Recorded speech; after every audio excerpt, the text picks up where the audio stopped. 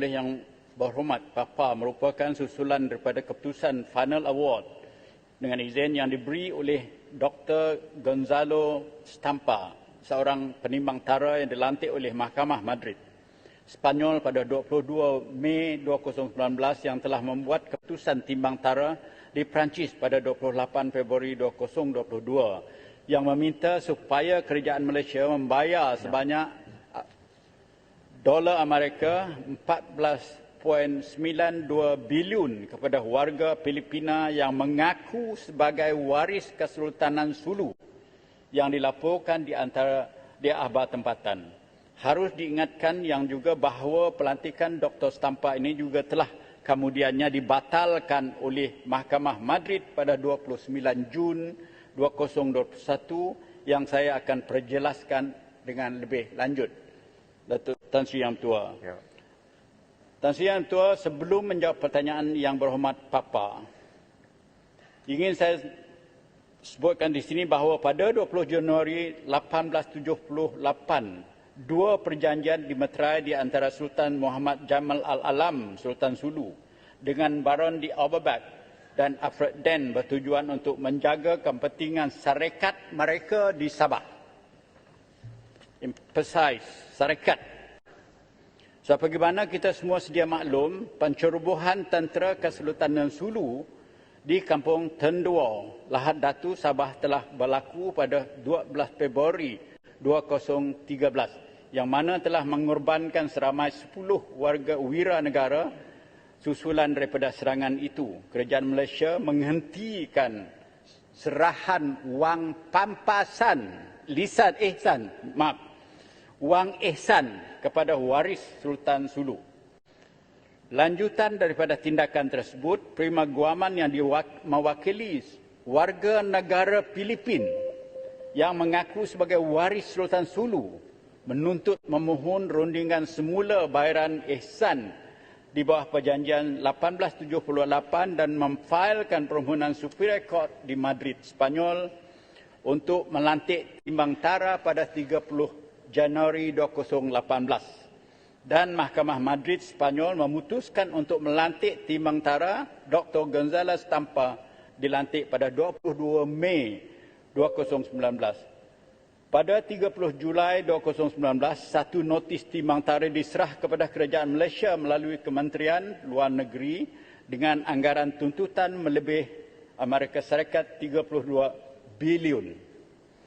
Tan Sri Yang Di-Pertua,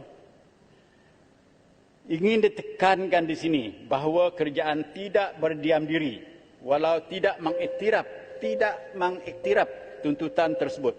Kerajaan Malaysia telah melaksanakan tindakan perundangan sewajarnya. Kerajaan telah memfailkan kes di Mahkamah Tinggi Sabah yang mana penuntut tidak hadir walaupun telah diberi notis ke prosiding tersebut. Mahkamah Tinggi Sabah pada 14 Januari 2020 dan Mahkamah memutuskan perjanjian 1878 tidak mengandungi apa-apa peruntukan untuk timbang tara. Malaysia tidak pernah mengenepikan kebalan kedaulatannya di timbang tara, tidak mempunyai bidang kuasa untuk menyelesaikan perkara yang dibangkit. Kedua, keputusan Mahkamah Tinggi Sabah tersebut telah dibawa ke Mahkamah Madrid, Spanyol untuk diiktiraf dan dikuatkuasakan bagi memberhentikan prosiding timbang tara di Spanyol. Susulan itu, Partial Award Jurisdiction dikeluar oleh penimbang tara pada 25 Mei 2020 telah diketepikan. Ketiga, pada 29 Jun 2021 atas permohonan kerajaan Malaysia, Mahkamah Madrid telah membatalkan pelantikan Dr. Stampa sebagai penimbang tara dan kesemua tindakan dan keputusan yang dibuat oleh Dr. Stampa adalah terbatal. Mahkamah Madrid pada 13 Oktober 2021 memutuskan bahawa Partial Award on Jurisdiction yang dikeluarkan oleh Dr. Stampa bertarikh 25 Mei 2021 adalah terbatal ataupun null and void dengan izin Tan Sri Yang Di-Pertua. Walau bagaimanapun, penuntut telah membawa Partial Award Jurisdiction tersebut ke Perancis sebelum 13 Oktober bagi memintas keputusan Mahkamah Madrid tersebut. Pada 29 September 2021, Mahkamah Perancis tanpa mengetahui keputusan Mahkamah Madrid yang telah membatalkan pelantikan keputusan Dr. Stampa telah mengeluarkan Exchequer Order, Executor Order ataupun Execution Order yang mengiktirafkan Partial Award on Jurisdiction bertarikh 25 Mei 2020 tersebut. Berdasarkan Executor Order tersebut, Dr. Stampa telah memindahkan tempat seat of Timbang Tara dari Madrid ke Paris bagi meneruskan prosiding Timbang Tara tersebut. Penuntut pada 5 November telah memfailkan permohonan rayuan perlembagaan di Mahkamah Perlembagaan di Spanyol untuk membatalkan keputusan mahkamah di Madrid bertarikh 29 Jun. Tan Sri Yang Ketua, sebagai bantahan kepada tindakan Timbang Tara terhadap ketidakpatuhan keputusan Mahkamah Tinggi Madrid, ketidakaturan proses, ketidakadilan serta penghinaan kepada kedaulatan undang-undang, kerajaan Malaysia memfailkan aduan jenayah criminal complaint terhadap Dr. Stampa kepada Peguam Negara Spanyol pada 14 Disember 2021. Kerajaan Malaysia juga telah memfailkan rayuan untuk membatalkan Executive Order bertarikh 29 September 2021 dan juga permohonan menggantung pelaksanaan Executive Order tersebut. Pada 16 Disember, Mahkamah Rayuan Perancis membenarkan permohonan kerajaan Malaysia bagi menggantung Executive Order yang dikeluar pada 29 September 2021. Rayuan difail oleh kerajaan Malaysia belum diputus oleh Mahkamah Rayuan di Perancis. Bertentangan dengan penggantungan Executive Order yang telah diberi oleh Mahkamah Perancis, penuntut mengekalkan kedudukan dan pendirian bahawa perintah Executive Order tersebut berkuat kuasa dan final award hendaklah dikeluarkan ke tempat Timbang Tara di Perancis. Dr. Stampa bersetuju dengan permohonan penuntut dengan tidak mengindahkan kesan penggantungan Executive Order tersebut oleh Mahkamah Perancis.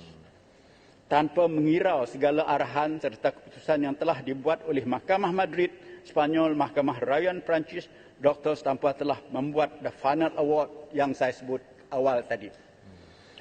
Tan Sri Yang Ketua, bagi menjawab pertanyaan YB Papa, ingin sedia jelaskan bahawa final award yang dikeluar oleh Dr. Stampa, Timbang Tara yang mana dilantik telah dibatal oleh Mahkamah Madrid pada 29 Jun 2021 adalah tidak sah dan telah diputus dengan sewenang-wenangnya dan tidak berlandaskan undang-undang. Memandangkan lantikan Dr. Stampa telah dibatal dan tidak lagi sah dari segi undang-undang, kerajaan tidak mengiktiraf tuntutan dan prosiding Timbang Tara tersebut. Tan Sri Yang Ketua, kerajaan Malaysia melalui Jabatan Peguam Negara dan Kementerian Luar Negeri telah melantik peguam Spanyol dan Perancis untuk mewakili kerajaan bagi tujuan menangani segala tuntutan yang dibuat terhadap Malaysia. Malaysia tidak mengambil bahagian dalam prosiding Timbang Tara yang dikatakan kerana Malaysia sentiasa menegakkan dan tidak pernah mengenepikan kekebalan kedaulatan sebagai sebuah negara berdaulat. Tambahan pula, identiti penuntut diragui dan belum disahkan. Namun demikian, ingin ditekan sekali lagi bahawa kerajaan tidak berdiam diri, tetapi telah pun mengambil tindakan sewajarnya seperti yang saya telah nyatakan di atas, memastikan kedaulatan negara tidak dicabuli melalui tindakan perundangan Madrid, Spanyol dan di Paris, Perancis. Kerajaan sentiasa peka dan bersedia untuk mencabar sebarang tindakan penguatkuasaan keputusan final award yang tidak sah tersebut di bawah New York Convention sekiranya dilaksana oleh penuntut bila-bila masa dan di mana juga bagi memastikan kepentingan kerajaan sentiasa terpelihara. Terima kasih.